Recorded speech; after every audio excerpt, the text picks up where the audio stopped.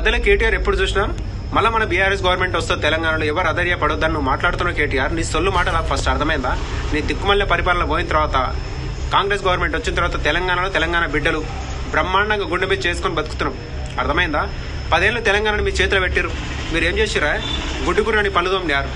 మళ్ళీ తెలంగాణ మంచిగా చేసుకొని మన తెలంగాణ మనం సొల్లు మాటలు మాట్లాడుతున్నాం. చెప్పు, 10 ఏళ్ళు మీ చేతిలో పెడితే ఏం చేశారు? సర్వన ఆర్థిక విధ్వంసం చేసి పెట్టారు. ఏ వ్యవస్థ తీసుకున్నా గలీజ్ ఏ వ్యవస్థలో తీసుకున్నా. నువ్వు ఈరోజు రేవంత్ రెడ్డి సార్ గురించి మాట్లాడతావా? పోయి మీ నాయన కడుగు. ఆయన కాంగ్రెస్ గవర్నమెంట్ వచ్చి 2 ఏళ్ళు అయింది, నడు తెలంగాణ జనాల ముంగటి కోదాం, అసెంబ్లీకి పోయి మాట్లాడదాం, నిలదీదమన్నాడు. మీ నాయన రాడు. ఎందుకంటే మీ నాయనకు తెలుసు. మీ నాయన చెప్తాను నీకు, పోయి అడుగు. బిడ్డ కేటీఆర్, రేవంత్ రెడ్డి వచ్చిండు కదా, మనం చేయలేని పని రేవంత్ రెడ్డి చేస్తున్నాడు, ఇచ్చిన హామీలు నెరవేర్చుకుంటే చరిత్రలో నిలిచిపోయి పనులు చేస్తున్నాడు రేవంత్ రెడ్డి. నాకు ముఖం లేదు బిడ్డ, నేను రానని చెప్తాడు. అర్థమైందా? ఈ రోజు నాడు నువ్వు ఎవడో రాసిచ్చిన స్క్రిప్ట్ తీసుకొచ్చి సీఎం రేవంత్ రెడ్డి సార్ని నోటుకి ఏదో వస్తుంది మాట్లాడుతాడు కేటీఆర్ గారు. నువ్వు బాగా గుర్తుపెట్టుకో. నిన్ను నీ బీఆర్ఎస్ పార్టీని తొందరలో తెలంగాణ బిడ్డలు రాజకీయ సమాధి చేస్తారు. అర్థమైందా? నోరు ఊళ్ళు అదుపులో పెట్టుకుని మాట్లాడు కేటీఆర్ గారు.